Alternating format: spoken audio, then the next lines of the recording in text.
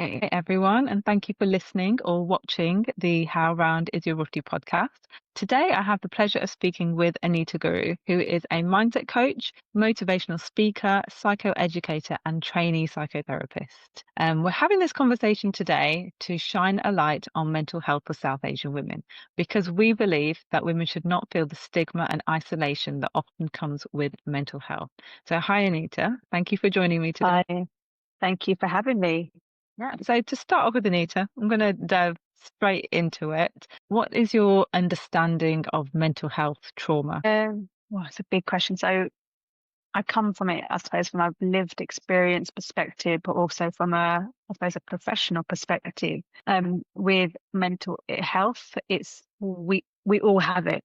So sometimes when people think about it, like, oh, I don't have that, but yes, you do. Everyone is on a spectrum, and from any given day, you might be somewhere on the spectrum where you're actually fine, you're functioning, or on the other end where you're perhaps not. So yeah, we all have mental health and we have varying degrees of challenges, which might be brought on by experiences, by past traumas, um, but also in regards to actually trauma, it's something that you experience and then has an impact on you internally. And a lot of the time, it's not about the actual event, it's what happens within you, your reaction, how you internalize it, how you interpret it, what support or you do or don't get straight after experiencing some of that. And if you're left to your own devices, so that can really have an impact on your mental health. Yeah, like you said, everyone will have their own experiences and different degrees of trauma. What are some of the other nuances around that that could help people understand how it might have impacted them? Mm. So when you experience a traumatic event, it's normally what happens not straight away, but some time after. And there are classifications. So you have something called PTSD, post-traumatic stress disorder, and then you have complex post-traumatic stress disorder. And it is some of those things that happen straight after an event. There's a level of support you get, how much you're able to talk about it, how much you're able to understand how you're responding to it, which can mitigate you actually developing a diagnosis. And it's normally if you have symptoms of those like for different levels of your emotions, your cognitions, your like physical symptoms are impacted in some way. And if it's more, for example, the PTSD diagnosis, if you sit under certain categories of symptoms for more than a month, then that will be the classification. So one is hypervigilance. And what that is where you constantly feel under threat and you don't feel safe.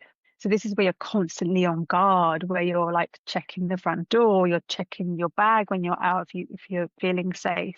Even though there's no risk presented, you don't feel safe. There's things like flashbacks. So if you're having vivid flashbacks to an event, you feel like you're back there in the moment and it really destabilizes you and you feel you can't get yourself back into your nervous system feeling regulated. Low mood, that can often sit alongside experiencing the impacts of trauma, high level of anxiety, because essentially what happens when you experience a traumatic event, or part of your brain that is responsible for keeping you safe, the fight, flight, and those responses, that gets activated and your body doesn't know that the danger has gone. So it keeps going back into alarm system going off, highly dysregulated, like anxiety and those kinds of emotions. And then, yeah, there's a whole plethora, but those are some of the ones that you might, be experiencing.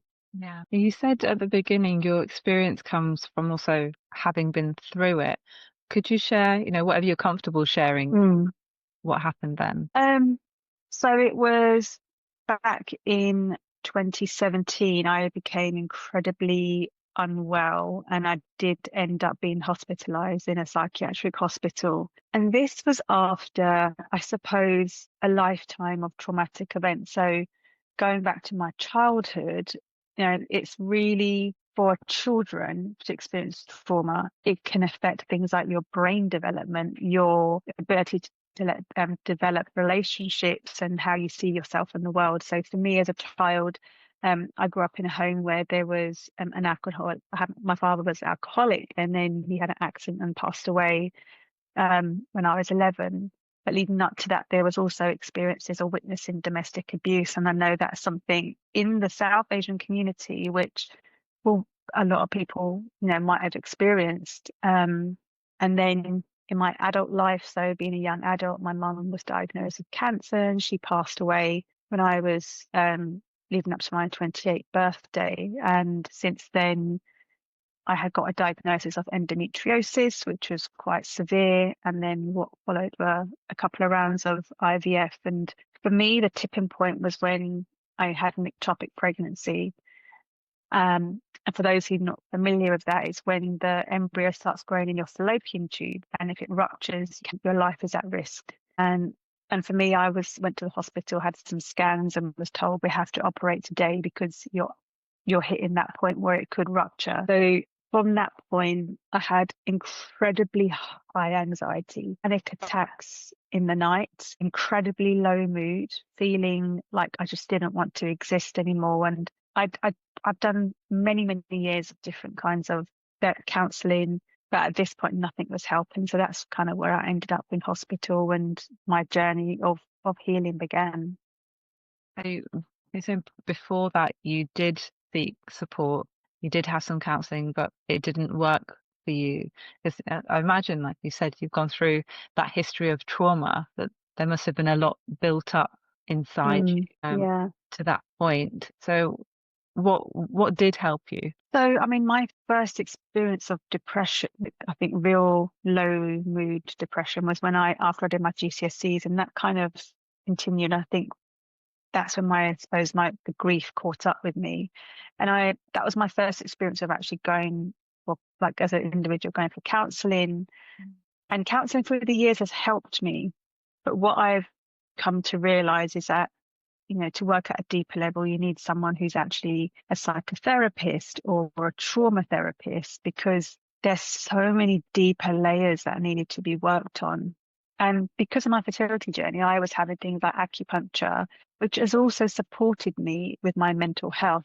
So again, it's finding the thing that works for you, and the counselling might, help for some people if they're experiencing something, and be able to help someone move on with life and find and develop tools and understanding and self-awareness. But I think, yeah, it's very much about finding what works for you. And like you mentioned earlier, in South Asian communities, when particularly children or young adults have gone through trauma or have seen, like you said, domestic abuse, alcoholism, tend to brush those things under the carpet. They tend to be unspoken. You keep them under the family. I mean, going through that, did you feel that you were able to open up about it, or has that come later in life? I mean, that came a lot later in life, and I'm talking probably the last, 6, 7 years. Yeah, and it is something that you don't talk about. Don't air your dirty laundry kind of thing. You don't talk about these kinds of topics. You kind of brush it under the carpet. But it's things that we need to talk about, but especially when, kids who witness domestic violence are also victims of domestic violence. And it will impact things like how they can regulate their own emotions. If they feel safe, if they might develop things like PTSD but don't know. And I think that's why it's so important to understand the impact of everyone in the home environment when it comes to addiction or domestic abuse, that all parties will be impacted and need the right support, rather than shutting your eyes and be like, it's fine, it's finished, it's done. When an event is finished, or for example, traumatic events come to an end, it's actually then that the help is needed, because up until that point the person would have been in survival mode, and it's after that point they're actually going to need that support. Yeah, definitely.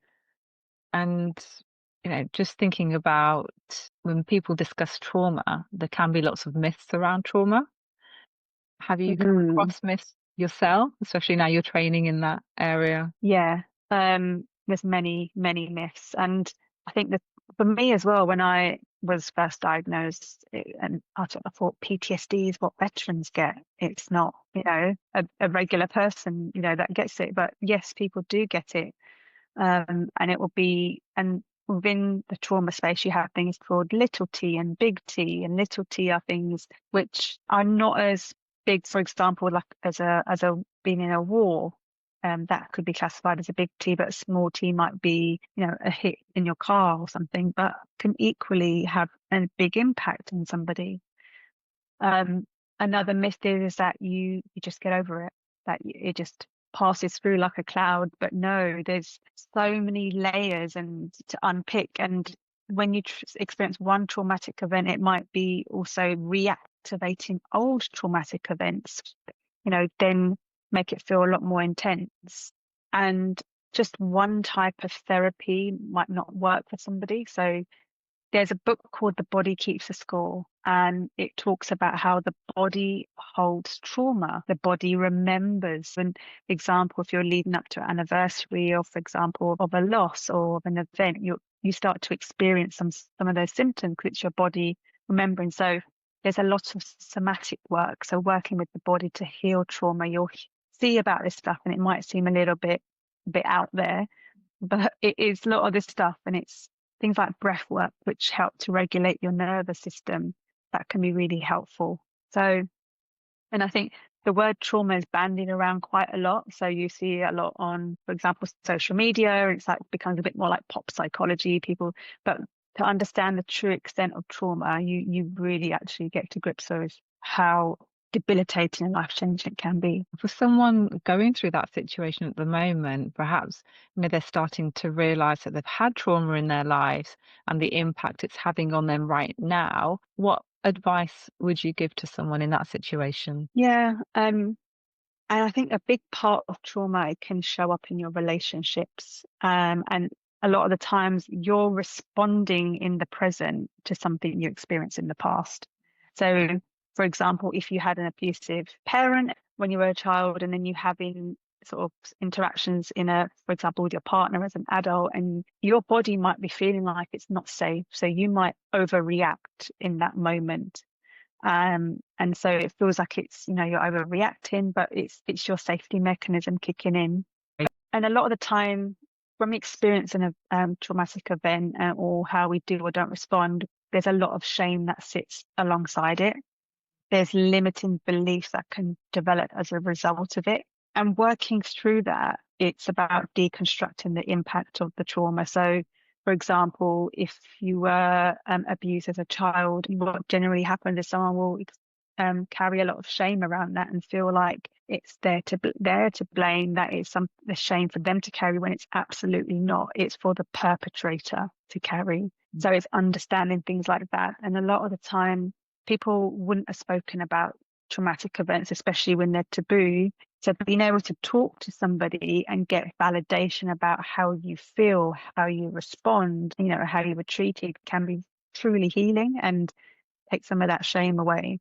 But I think also it's finding your people that you trust in your life, who you can talk to and go to if you're struggling, building up your own toolkit of knowing what helps you. So the biggest thing I would say is find the thing that helps you feel calm and regulate your nervous system. So that could be a person. It could be, cliche as it sounds, going out for a walk, because that's actually what we call it's bilateral movement. So the processes of walking can help you process some stuff in your mind, because the trauma, a lot of the time, the reason why it is still activated because it hasn't been processed in your brain and filed away. So it's almost like a live wire in your brain, in your body. So it needs processing. And you can do that through therapy, different forms of somatic work.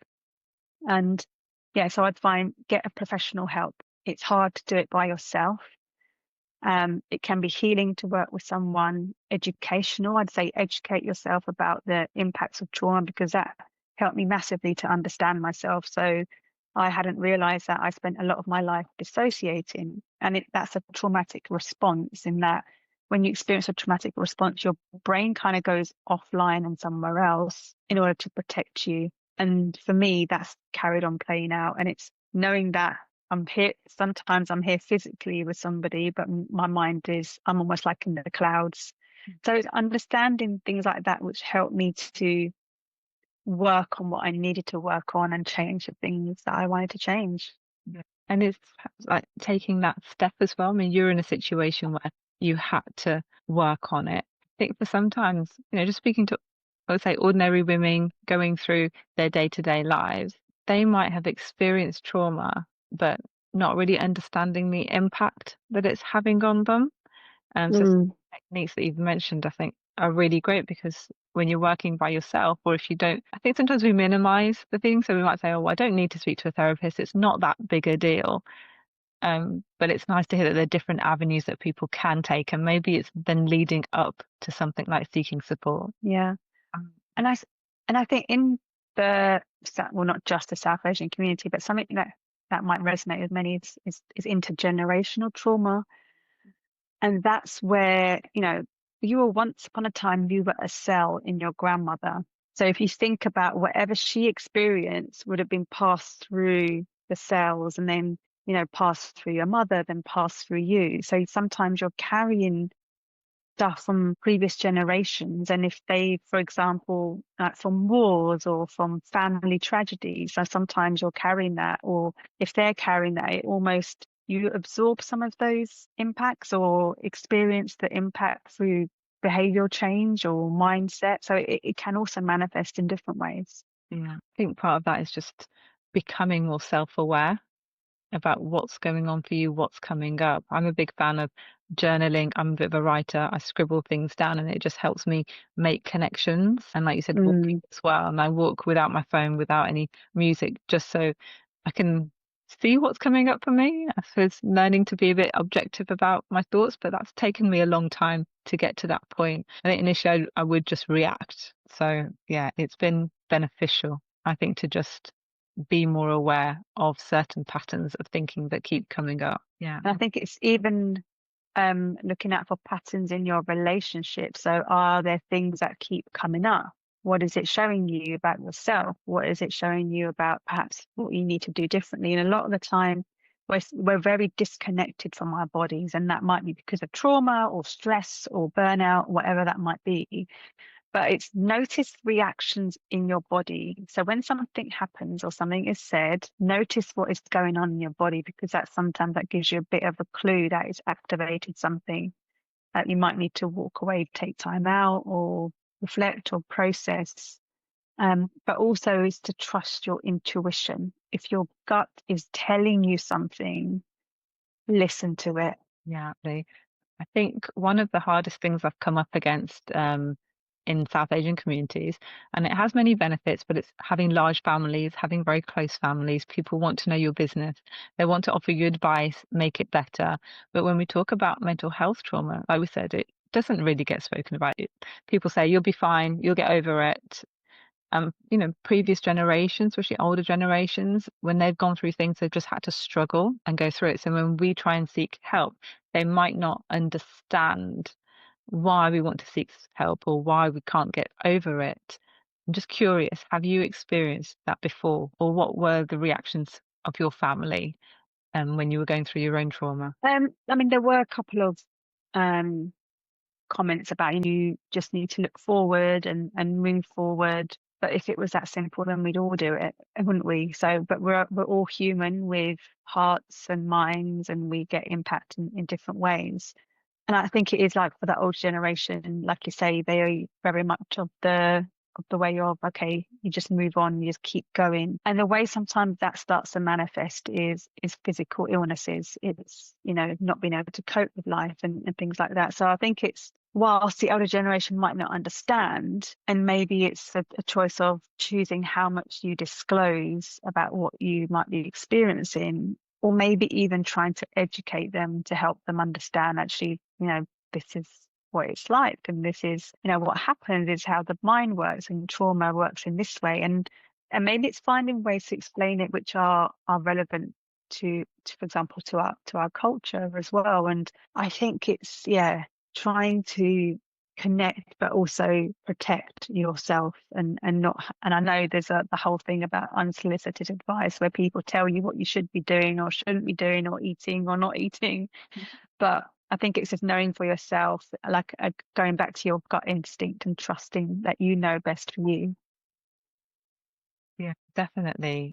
As much as I think family and friends want to help and be supportive in that time, it can also be quite lonely and quite isolating and sometimes feel as if you're going through that alone. Did you feel that way when you were going through your trauma? And were there people that you could speak to, or were there groups where you could speak a bit more openly? For me, growing up, my mum was very pro counselling and talking about feelings and things like that. So for me, it's been a bit of a norm, but I know in a lot of Asian families, it's frowned upon or looked at as a weakness, or why would you want to go and talk to a stranger? But seeking support is actually a strength. It takes courage to be able to do that. So it's absolutely not a weakness. Um, but I think it's again finding the thing that works for you. And in your work now, I mean, it sounds like you do lots of great stuff. Like I said, mindset coach, psychoeducator. So, the impact of your trauma, I can sort of see there it's informed your work. But how has that journey gone for you? It's yeah, I mean, I've always had an intrigue in the human mind. So I did a degree in psychology and then ended up down the occupational psychology route. But when I had my own illness and then as I was coming out the worst of it, I had a vision that I wanted to use my experiences to help others. And then that's been building over the last sort of 5 years. So I was at that point in the corporate world, I was delivering sessions internally about mental health, about trauma, about infertility. And then 2 years ago, over 2 years ago, decided to go more freelance. And for me, and I think going back to your previous question about what support or who I talk to, I think it's when you're in that darkness and deep in the depression, it's hard to talk to anyone because I myself felt shame about it. I didn't want to tell anyone, and I kept it as minimal as possible. Not many people knew about even like the IVF stuff or the mental illness.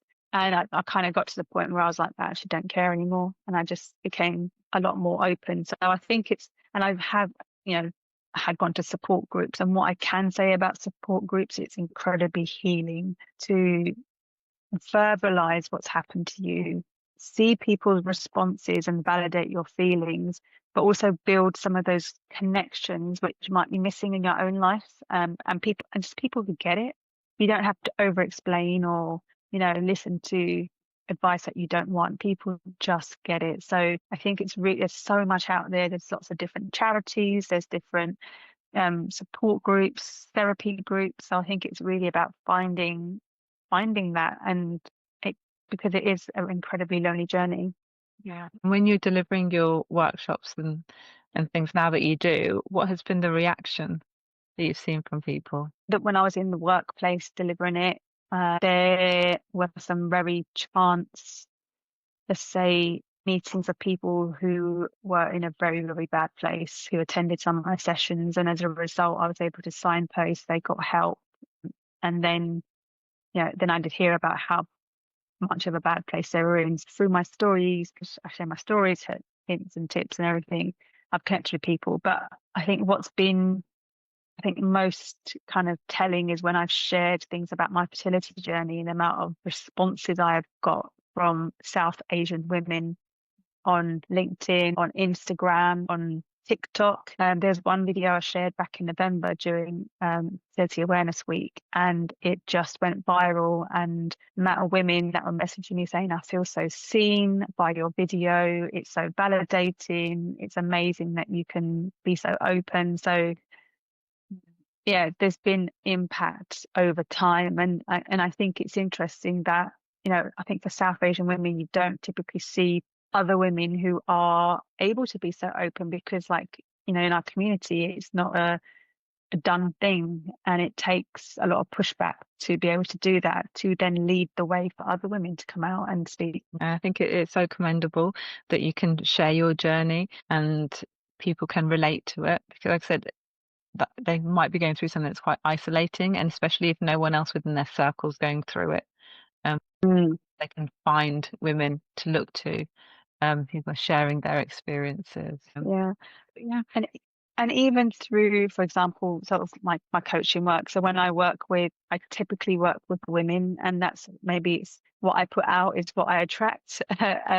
But again, it's about taking it back to the basics and understanding, like, so for example, someone comes to me, they're building a new business. There's so much to deconstruct and work through before they're able to actually get those barriers and blocks out of the way, and then just move forward. And trauma can show up in many different ways, and I've worked with me where it has come through and there's been some work on it and they've shifted a massive block and then they're just flying. So I think especially for South Asian women, it's harder to speak up and be authentic and be vulnerable. But I think it's about finding the right tribe of women who enable that and support that as well. that's definitely, something that we're trying to do here. We do it in our respective careers, and it's just showing women that it's okay. How you're feeling is okay, and there are people out there who are willing to support you, listen to you. Like I said, just be seen for what our experiences are, which can be quite unique when we're living in between two cultures. Mm, There's quite a difference there between that East and West, and they'll each have different approaches to how you should be feeling or what you should be doing. So it's nice to hear from yourself with someone who's gone through that experience and now, is supporting women through their own journeys as well. But thank you so much for sharing today. I think that was a lot of useful, helpful advice for women that may be going through trauma. And I will signpost any links that you've got to your business or any support that you can share as well. thank you. And thank you for having me. And yeah, for bringing some really important topics and conversations to the awareness of women and in order to help them. Thank you.